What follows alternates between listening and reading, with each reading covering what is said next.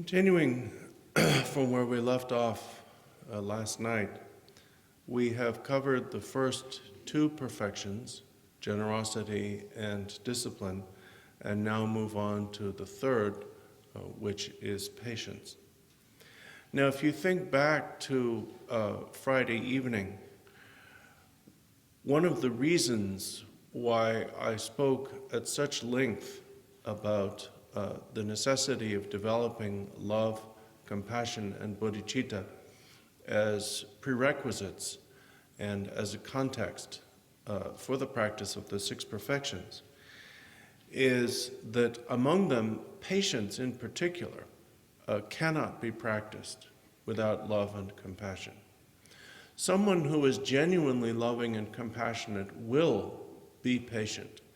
Someone who lacks love and compassion, even if they attempt to develop or exercise patience on the spot, will find it very, very difficult to do so. So therefore, it's important when we turn to patience to reiterate or remember the fact that it is only on the basis of bodhicitta, which itself is motivated by love and compassion, that we can effectively practice the six perfections. Patience is generally said to have three main varieties. Now, there are countless opportunities for the exercise of patience, and therefore one could say countless varieties, but fundamentally they're all included in these three.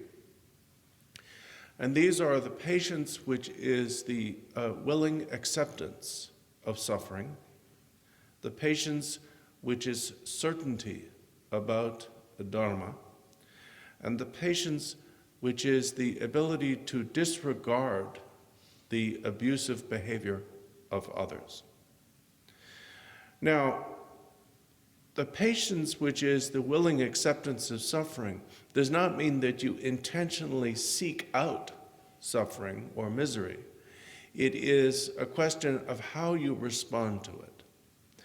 And the acceptance of suffering can be practiced in either of two ways. The first way is to remember that the unpleasant things that happen to us, experiences of intense suffering, are the result of our previous actions. Throughout beginningless time, we have engaged in countless unknown instances of wrongdoing. Therefore, even though we are at present in a human birth or human life, there are still going to be ripenings of that wrongdoing as suffering or unpleasant experiences. If you recognize that suffering is the ripening of previous actions in a lesser form, experienced merely as a suffering while in a human birth, whereas otherwise, if it did not ripen now, it might lead to a rebirth in a lower state, you will be happy because you will recognize that the suffering you experience now in this life is purifying or using up the negative karma that would otherwise have certainly led to a lower rebirth. So the first approach is to think, this is happening to me because of things I did in the past. Because it is happening to me, the negative karma of those things I did is being used up. And to welcome the suffering as the more pleasant of the two alternatives. That, however, is still somewhat a petty or a lesser way of thinking. The second way we can cultivate acceptance of suffering is by reflecting upon the fact that at this very moment, there are countless beings who are experiencing the same type of suffering that I am, or worse suffering. And to make the aspiration, through my acceptance of this suffering, may it serve in the stead of all of the suffering that would otherwise be experienced by all beings throughout space, all of whom have been my parents. So the second approach to the acceptance of suffering is to make the aspiration that your suffering take the place of that of all others. And this, among the two methods, this is the principal method for those who are engaged in the Mahayana path. And if you are sincere about this, you will actually welcome your suffering as an opportunity to powerfully help others. But the key here is the sincerity, that you believe that your suffering, in the case of the first method, is the ripening of your previous actions, and in the second, that through your aspiration, you can actually help others. Now, the actual implementation of this type of patience, the acceptance of suffering, involves not just contemplation, but also engagement. You engage with others, physically and verbally, and that is when your patience is put to the test. Because as a Mahayana practitioner, you are seeking to help others in every way available to you. And generally speaking, you cannot assume that people are going to welcome your help, even if they seek it. In helping others, you deal with betrayal and ingratitude. And that is when your patience, your acceptance of suffering, is put to the test. Furthermore, when you experience situations such as betrayal and ingratitude, where your patience is especially put to the test, acceptance of suffering means welcoming these situations as well, because they are necessary for your development of patience. Without developing patience, we cannot achieve Buddhahood. Without situations that require patience, we cannot develop patience. So that is the first of the three types of patience, the acceptance of suffering. The second aspect of patience is certainty about Dharma. And certainty here means not giving up. Buddha Dharma, the Buddha's teachings, are extremely vast and also extremely profound. And in the face of this, we might think, how could I ever understand this stuff, let alone realize it? I'm just not up to it. I might as well give up. Especially when we encounter those things that are not objects of the intellect, such as emptiness and so on, the inconceivability of them can leave us nonplussed and feeling inadequate. We need to remember, however, that the Buddha Dharma was taught by the Buddha for people like us. And therefore, it is inaccurate or incorrect to think, I can't do it. It was designed by the Buddha so that you can do it.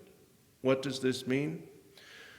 All of the teachings that the Buddha gave, however profound they are, were all given in the context of his recognition that all beings possess Buddha nature.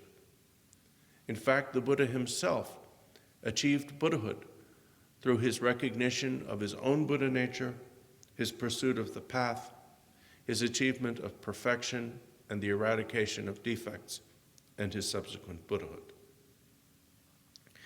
When you feel inadequate to the task of understanding, practicing, or realizing the Buddha Dharma, remember two things.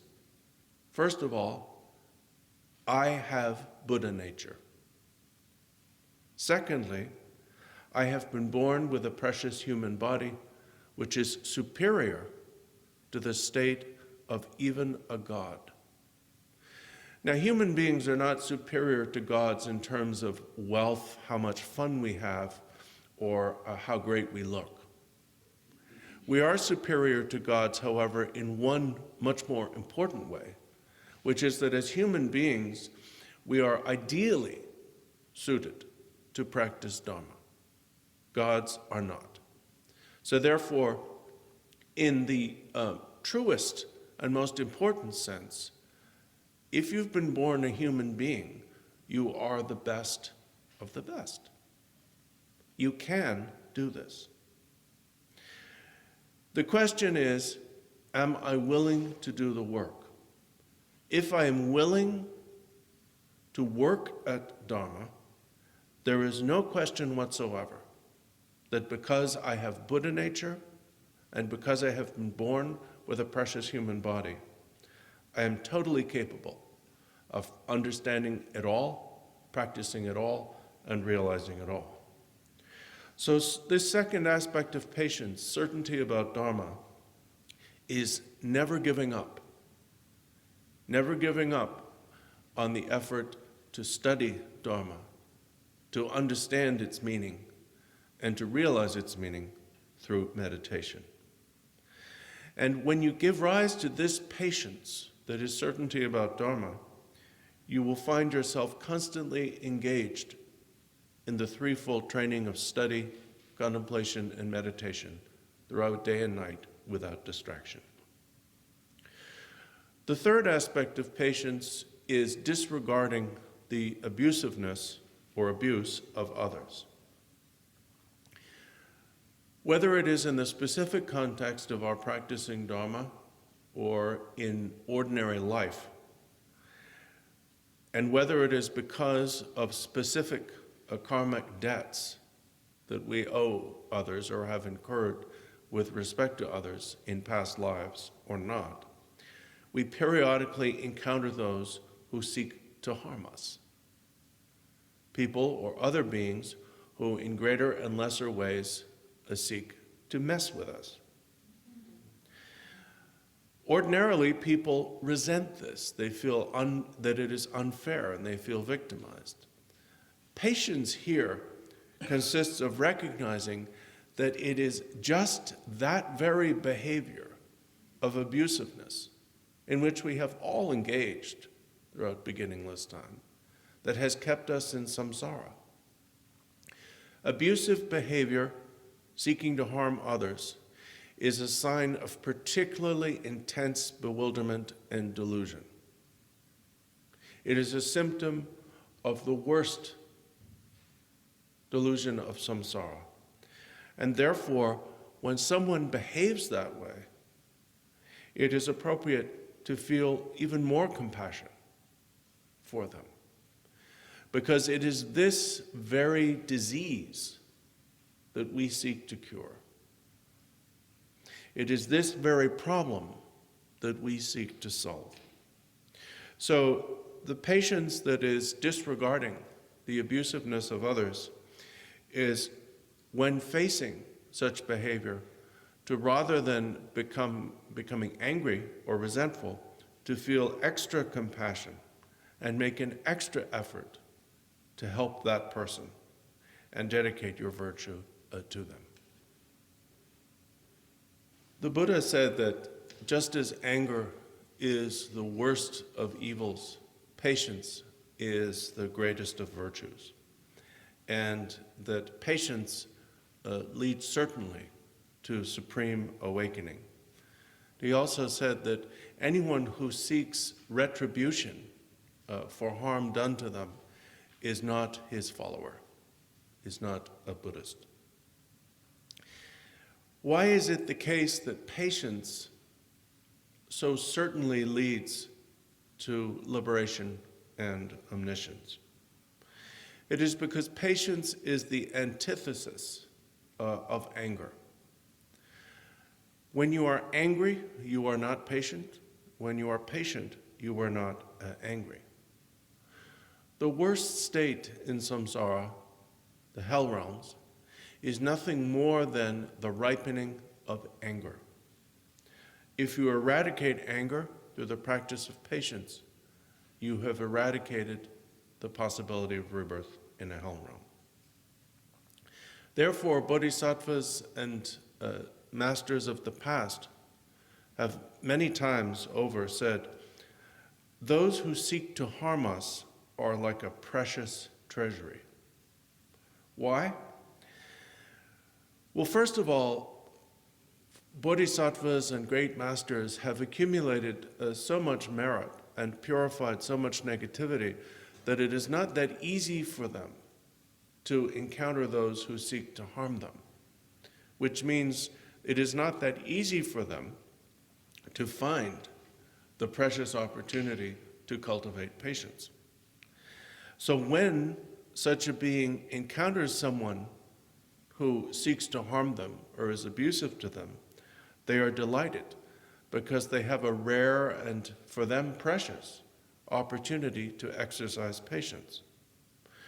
The value of this is that without the practice of patience, we cannot achieve Buddhahood. And without situations that require patience, we cannot practice it. You cannot cultivate patience in the absence of conditions that require you to exercise patience. Especially, we need to cultivate patience in our lives, especially in our interactions with others. Those of us who live and work in monasteries or dharma centers are familiar with the fact that there are not only opportunities for patience, but a great need for patience as well. It's nice that we meditate. We meditate on deities and we recite mantras. We try to cultivate a pure view. But as soon as we leave the cushion and have to deal with another person, we seem still to be ready to respond aggressively at the slightest sign of conflict. This means that we're not working enough on patience. Because if our practice cannot in any way prevent our response of anger, it's not enough, because there is no evil like anger. There is a story, Rinpoche said he's not sure who the Lama was who performed this. We could call it an intervention. But in any case, there was a hermit who was living in a cave in isolation, meditating on patience. And a certain Lama, it may have been Paltar Rinpoche, it sounds a lot like something Paltar Rinpoche would do, Rinpoche said, went to see him and with great respect said to him, "And sir, on what are you meditating?" And he said, "I am meditating on patience." And of course the guy was meditating on patience in a place where there was nobody to deal with, and so it was not that hard. So the Lama said to him, "Eat shit." And the guy immediately got angry. Another story about Paltar Rinpoche's teaching on patience. Rinpoche said that near where I was born, there was a great Gelugpa monastery called Lungshi Monastery. And it was presided over by a teacher called Namka Vajradhara, Vajradhara being an honorific, and who taught the Bodhicharyavatara every year over a period of more or less 40 years, to the point where it was such a specialty of that monastery that probably every monk there was learned in the Bodhicharyavatara. Now, at some point, the monastery decided to invite Paltar Rinpoche, who was renowned throughout Eastern Tibet as the foremost expositor of the Bodhicharyavatara, to come to their monastery and teach it. Well, they sent a group to invite him, and he said, "Well, I don't know anything about the Bodhicharyavatara. I don't understand it. I've never studied it. I'm incapable of teaching it or anything else. Leave me alone." And they tried year after year to invite Paltar Rinpoche, and he steadily refused. Well, one year, an elderly monk from the province of Golok, which was where Paltar Rinpoche was from, showed up at Lungshi Monastery, and he joined the assemblies, but he didn't behave properly. He would show up late or not at all for assemblies and ceremonies. He would do everything possible to be an irritant and a source of and violate minor regulations. So, for example, when tea or food was distributed, he would start eating and drinking it before the offering prayers were said. He just did everything. And finally, the monks got together and said, "We have to expel this guy."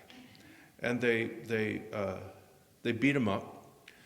And when they beat him up, he started to cry and he said, "Oh, you failed to achieve the vision of your guru." And he left. And the next time they tried to invite Paltar Rinpoche, he said, "Well, I sent somebody to check on your monastery and to see, whether you guys take patience as taught in the Bodhicharyavatara seriously. And evidently you don't. You're supposed to consider, as Shantideva says, those who are irritating or harmful as a precious treasure. But instead you beat them up, didn't you?" He said, "I'm not going to teach Bodhicharyavatara to you guys." We are Buddhists, and in particular, we are practitioners of the Mahayana. Pretty much everybody here has taken the Bodhisattva vow, and we are involved specifically with the Vajrayana aspect of the Mahayana, which means that we have taken empowerments and transmissions, received instruction, which means that we have undertaken a samaya, and we're actively involved with the group and personal practice of Vajrayana meditation. In our implementation of all of this, Buddhism in general, the Mahayana in particular, and Vajrayana especially, the most important thing is the practice of patience. If we fail to make any effort to practice patience with one another, then all of our other practice becomes meaningless, like an empty shell. Even with regard to our formal practice, the most important deity on which we meditate in our Vajrayana practice is the Bodhisattva Chenrezig, Avalokita, who is nothing other than the embodiment or display of the compassion of all Buddhas in the form of a deity with faces and hands and scepters and costume and so on. We cannot take Chenrezig as our practice and then fail to practice the essence of Chenrezig, which is patience.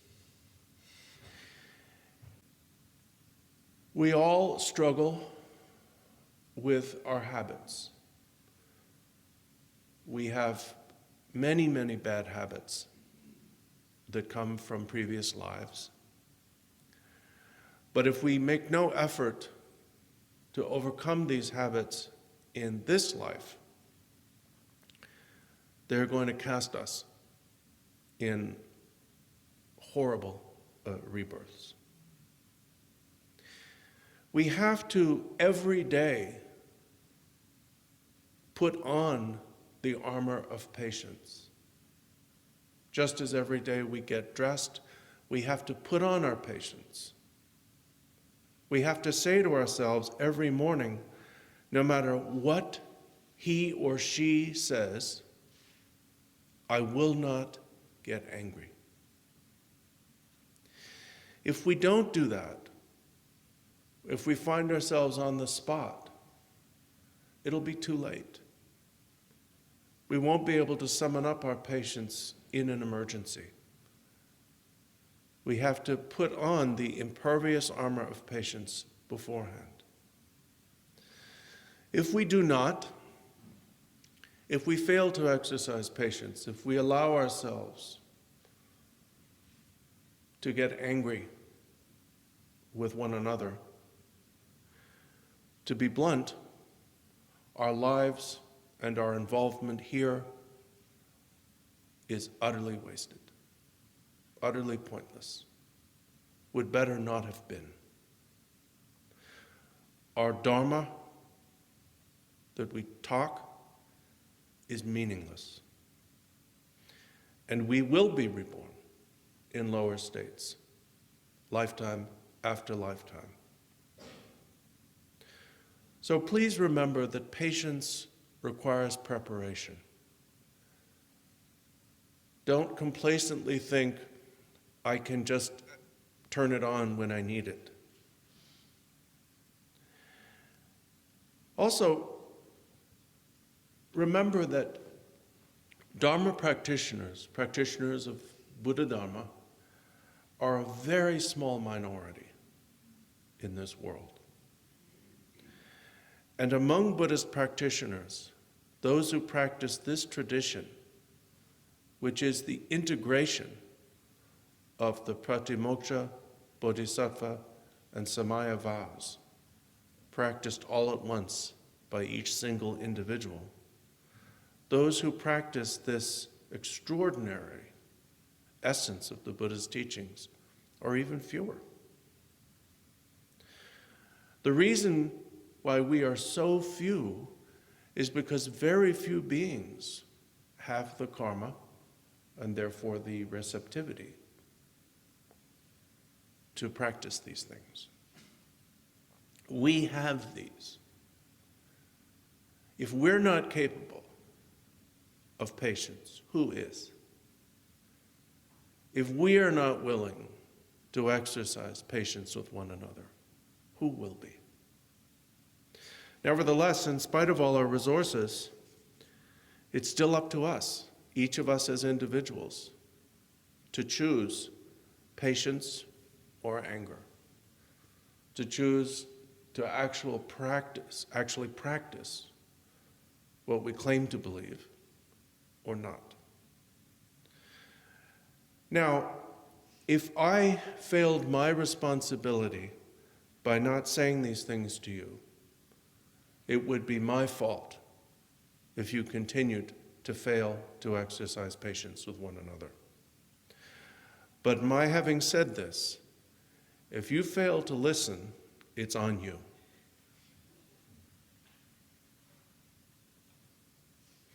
And I've said these things, Rinpoche said, both for my benefit and for yours. The fourth perfection is diligence. But we define diligence in the Buddhist tradition in a very specific way. Diligence is defined as enthusiasm for virtue. And the reason why this definition is important is that one could be diligent in doing stupid things. And that's not what we mean by diligence. For example, people seem to be tremendously diligent in their activities, mundane activities that are really harmful to themselves and others. We're tremendously diligent in competition, tremendously diligent in the acquisition of means of distraction and entertainment, and so on. From a Buddhist point of view, that is not diligence, it is actually laziness. because it is the laziness of avoiding what we need to do, what we should do.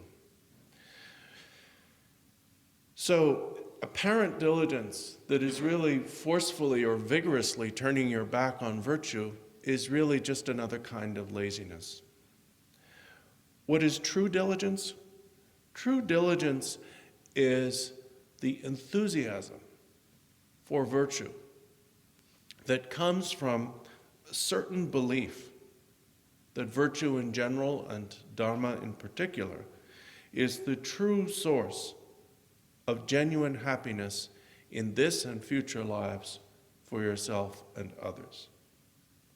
So if you have that belief, if you really believe that Dharma and virtue are the only sources of happiness for yourself and others now and in the future, that belief will cause an enthusiasm for virtue, and that is diligence.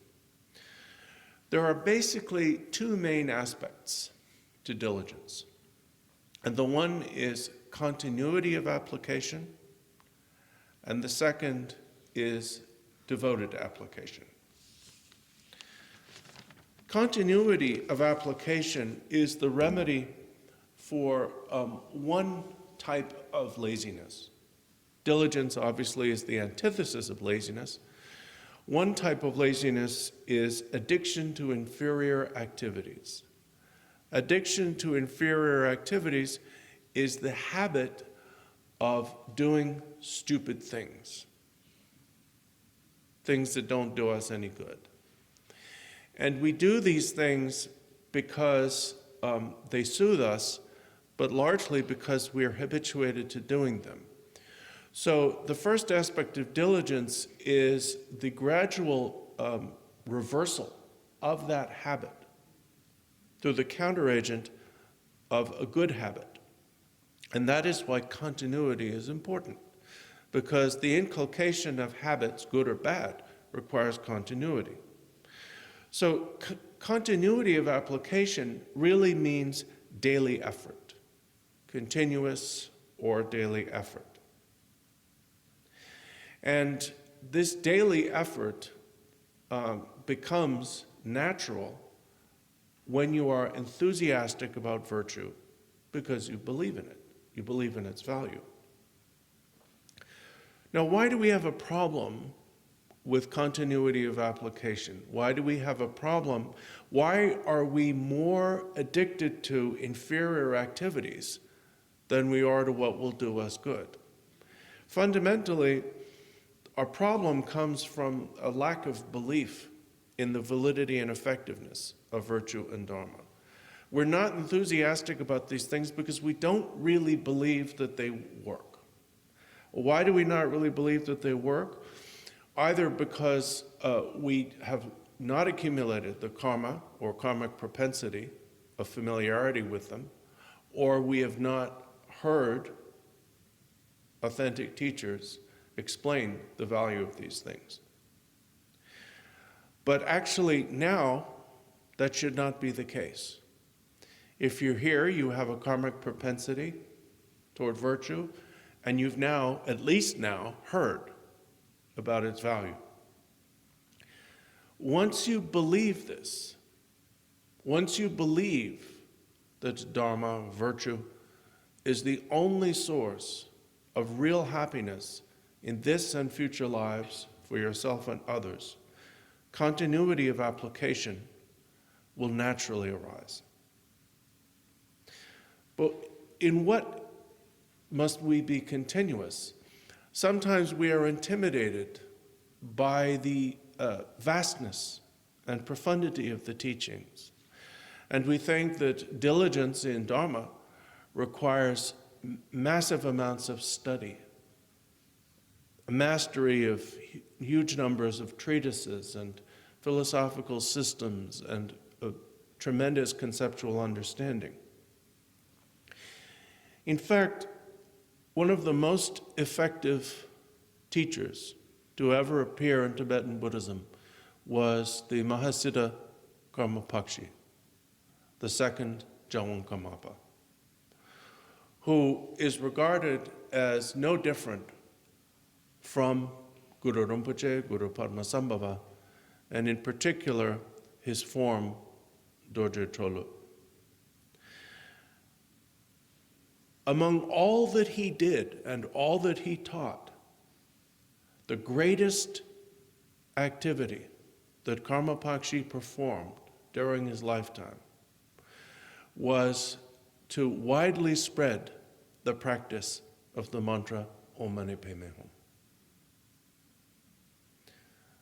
Among the countless other things that he taught and wrote and did and the miracles he exhibited, the greatest thing he did for the people of Tibet was to widely circulate and spread the practice of that simple single mantra.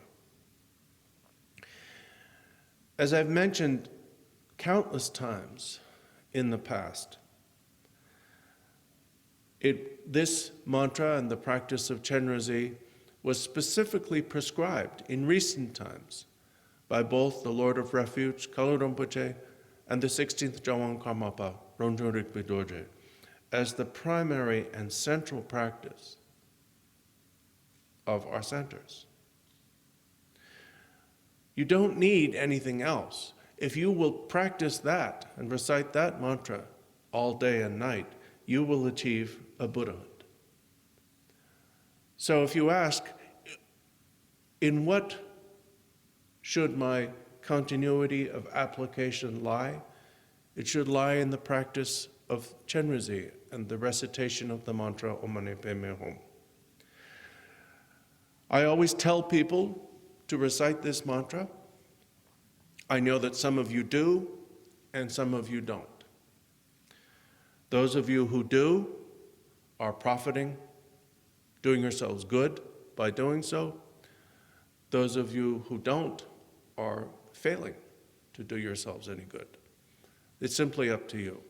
I tell you to do it, that's all I can do. The second aspect of diligence is devoted application. And this is the remedy for the other aspect of our laziness, which is discouragement. We have an underlying addiction to inferior activities, but we're also prone to discouragement, especially in the form of self-denigration. And discouragement consists simply of the thought, I can't. I cannot do it. And whenever we think, I can't, we need to say to ourselves, yes, I can. It's that simple. We need to push through the thought, I can't. Because the thought, I can't, is usually simply not true. You can. If you're tired after 1 hour of practice, and you find yourself saying, I can't do any more, then do another hour, do 2 hours. Push through it. As many of you know, I used to be fond of watching boxing. And what I saw is that when a boxer gets hit, they don't stop and say, oh, I give up, I can't do it. When a boxer gets hit, they fight back harder. Now, I'm not equating boxing with Dharma here, but we need to be like that. When we're hit by the thought, I can't, we need to fight back harder. So, devoted application, which means a surge of courage,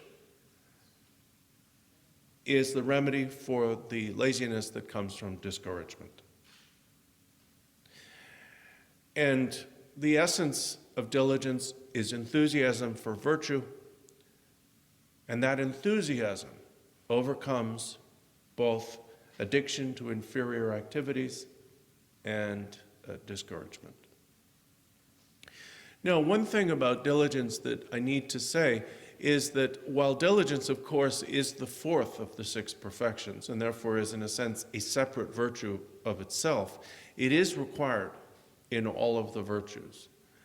To engage in generosity, you must have an enthusiasm for virtue. To engage in moral discipline, you must have an enthusiasm for virtue, and so forth.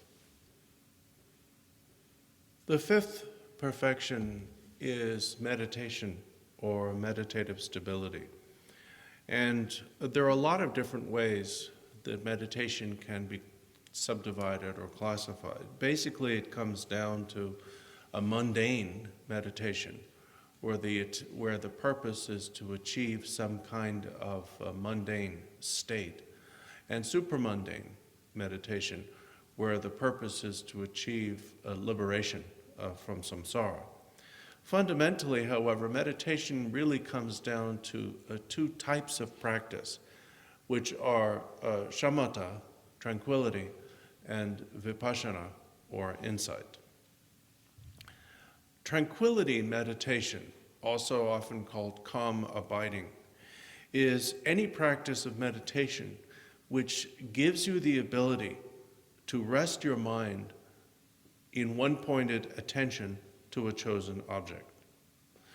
And so it is the process of training your mind to remain still, in a state of stillness that is attentive without distraction to whatever object you have selected.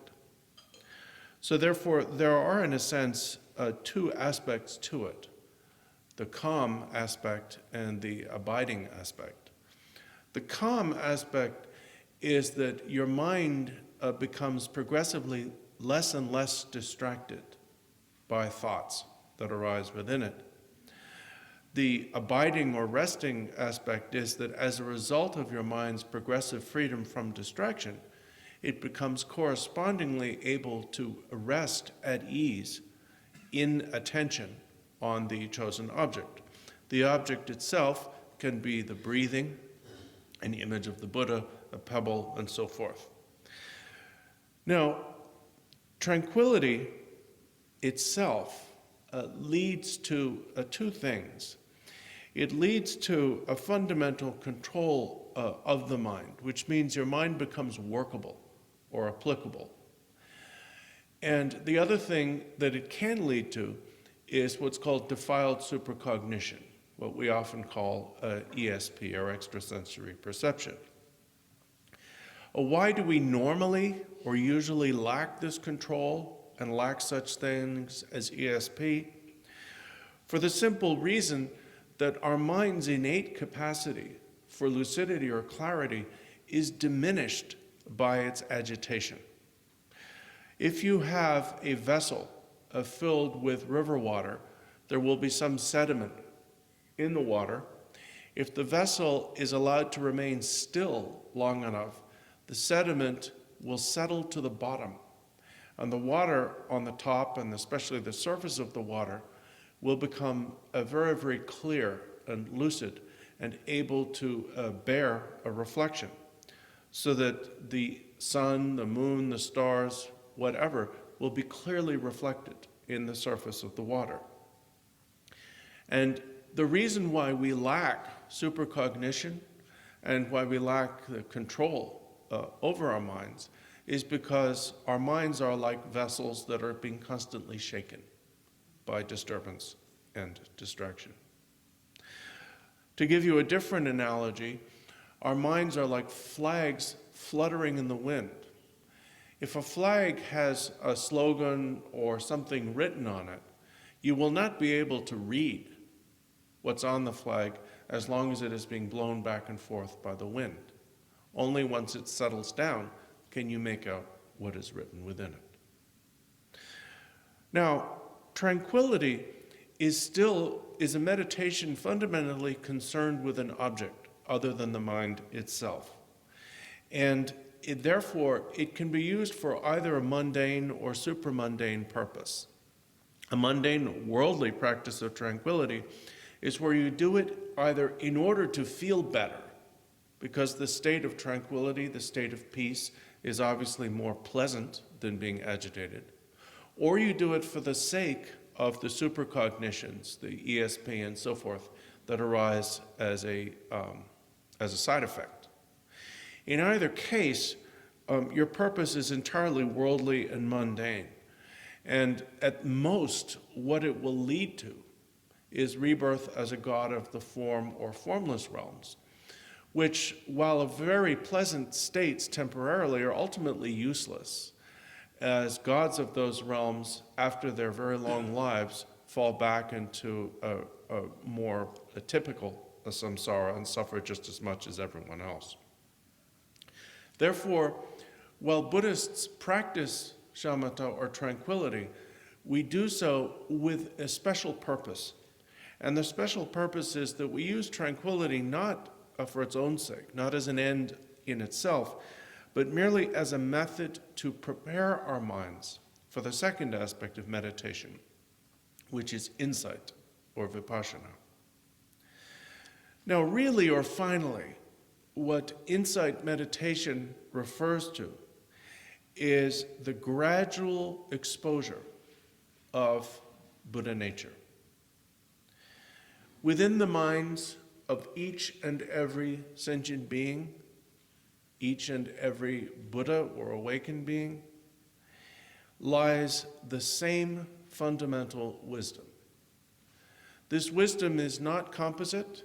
It never began, it never ends, it cannot be created, it cannot be changed. It can only be obscured, as it is in the case of a sentient being, or revealed, as it is in the case of a Buddha. No being has more of it, no being has less of it. No being's wisdom is better, no being's wisdom is lesser.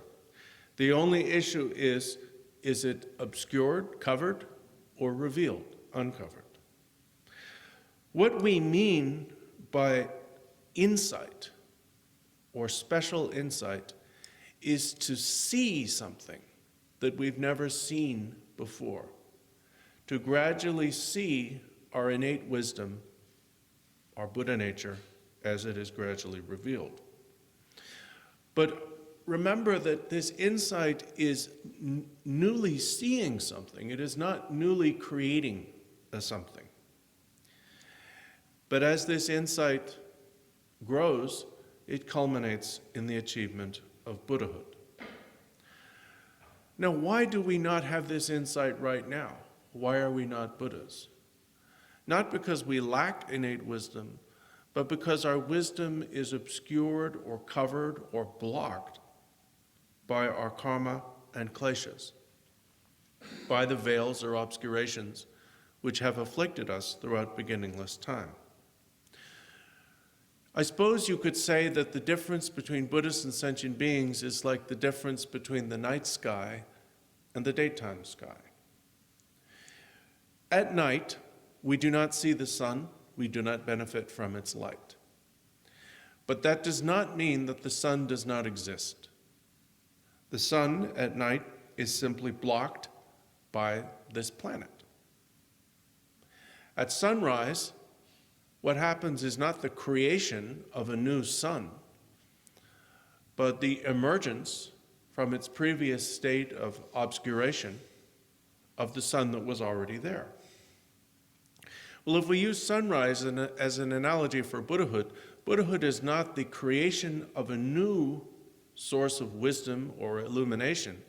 It is the full emergence from its previous state of concealment or obscuration of what was already there. So Buddhahood is not going somewhere else, nor is it something falling down from the sky or growing up from the earth like a flower. It is the full revelation of what was already there. Nevertheless, it is an irrevocable state of perfect liberation from beginningless samsara. So this whole process of meditation, the perfection of meditation, which constitutes much of the practice of our path, beginning with meditation on love and compassion, ensuing with the generation and cultivation of bodhicitta, culminates with Buddhahood, which is finally the ability to bring tremendous benefit to all other beings.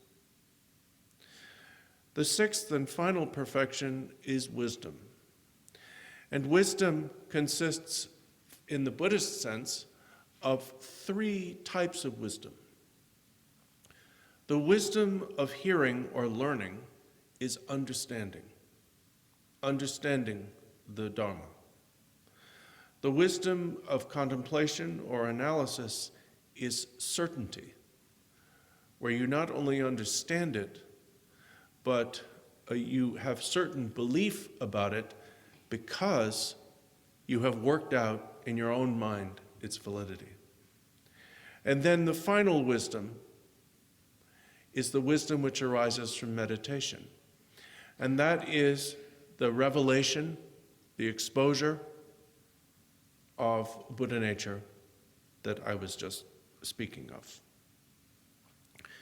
The word we use for wisdom, prajna, means best knowledge. And it's the best form of knowledge because it is knowledge that serves as a remedy to the causes of suffering, karma, mental afflictions, and ignorance. We have lots of other kinds of knowledge in the world, scientific knowledge, technical knowledge, and as valuable as they are, compared to wisdom, merely clever. They're useful and clever, but they do not serve as remedies to the causes of samsara. I'm out of things to say. We're more than out of time. Let's stop. Please recite the dedication and aspirations with the thought that you dedicate the virtue of this session and all virtue accumulated by yourself and all other beings throughout past, present, and future to all beings being able to make meaningful use of their lives